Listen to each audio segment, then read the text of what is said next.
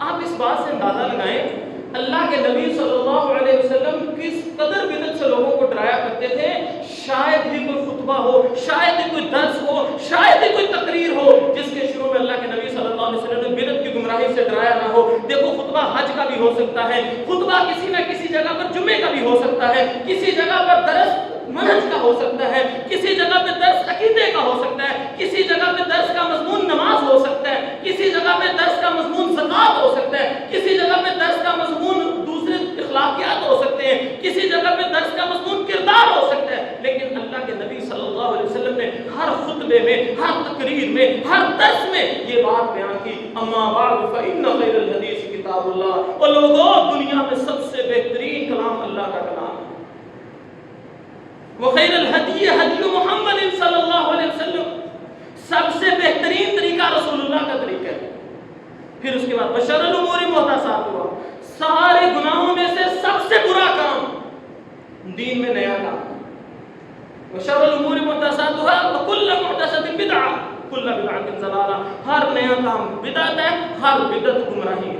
یہ اللہ کے نبی صلی اللہ علیہ وسلم کب سکھا رہے ہیں؟ حج کے موضوع پر، حج کے درس پر بھی، آپ کے خطبہ جمعہ کے اندر بھی، عام دروس کے اندر بھی، عام تقاریر کے اندر بھی، ہر موقع پر یہ بات سمجھا کے بیان کر رہے ہیں کہ لوگوں یہ بات ذہن میں رکھو بدعات میں مبتلا نہ ہو جائے، تمہاری ساری نیکیاں ضائع ہو جائیں گی. صرف یہیں پر بس نہیں بلکہ اللہ کے نبی صلی اللہ علیہ وسلم نے جب خطبہ ختم ہوا، جمعہ ختم ہوا، جمعے کی نماز پڑھائی، جمعے کی نماز کی دوسری رکعت ہو یا عید کا خطبہ ختم ہوا، عید کی نماز کی دوسری رکعت ہو، شاید کہ کوئی بندہ لیٹ آ گیا ہو، اس کو یہ بات نہ پتہ چل سکی ہو، اس کو بدعت کی گمراہی کا نہ پتہ چل سکا ہو، دوسری رکعت کے اندر یہ آیت سنا کر، یہ سورت سنا کر پھر درس دے دیا. هل اتاك حديث الغاشیہ وجوہ یومئذ خاشعہ عاملۃ ناصبہ تصلی نارا حامیہ. کچھ چہرے اس دن سوا ہو رہے ہوں گے، ذلیل ہو رہے ہوں گے. ایسی بات نہیں ہے کہ انہوں نے نیکیاں نہیں کی ہوں گی، انہوں نے نیکی کے قریب نہیں گئے ہوں گے. نہیں، نیکی کر کر کے تھک چکے ہوں گے، عبادت کر کر کے ان کے چہروں پر نشان پڑ چکے ہوں گے. عاملۃ ناصبہ، عمل کر کر کے تھک چکے ہوں گے. تصلی نارا حامیہ، اس کے باوجود بھی جہنم کی آگ میں پھینکے جائیں. کیا مطلب؟ عبادات بڑی کی، محنتیں بڑی کی، کوشش بڑی کی، لیکن ساری عبادات، محنتیں، کوششیں سب ضائع ہو گئی. کیوں؟ بدعات میں مبتلا ہو گئے. اللہ کے یہاں اس کا کوئی وزن ہی نہیں بنا. اس لیے خدا را آؤ اپنے آپ کو بدعات سے بچاؤ. شرک کے بعد سب سے بڑا گناہ اگر کوئی ہے تو بدعت. کتنا بڑا گناہ ہے، کتنا لعنتی عمل ہے یہ.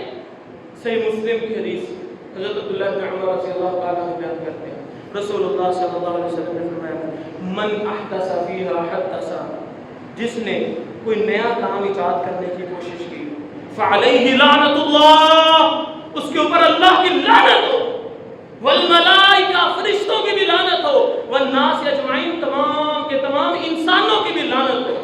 یہ حدیث صحیح بخاری میں بھی موجود ہے، صحیح مسلم میں بھی موجود ہے کہ بدعتی انسان پر اللہ کی، فرشتوں کی اور تمام کے تمام انسانوں کی بھی لعنت ہو. ایسا لعنتی کام کیا اس نے. حضرت عبداللہ بن عمر رضی اللہ تعالیٰ عنہ بیان کرتے ہیں، صحیح مسلم کی حدیث، اللہ کے نبی صلی اللہ علیہ وسلم نے فرمایا اور لوگوں بدعات کے قریب مت جانا.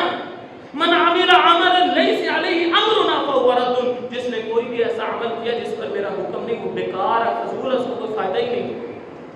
اس لیے حضرت عبداللہ بن عمر رضی اللہ تعالیٰ عنہ کا اپنا قول صحیح مسلم کے اندر موجود ہے. وہ کہا کرتے تھے لوگوں بدعات کے قریب مت جایا کرو، بدعات سے دور رہا کرو. بظاہر ان کو دیکھنے میں چاہے جتنی مرضی اچھی کیوں نہ لگے، اس کے قریب بھی نہ جائے.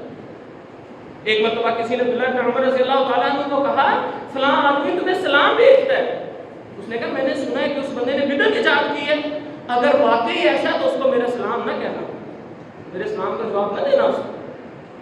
کیوں؟ اللہ کے نبی صلی اللہ علیہ وسلم نے فرمایا، صحیح مسلم کی حدیث ہے، جس نے بدعتی کو پناہ دی گویا اس نے اسلام کی عمارت کو گھانے کی کوشش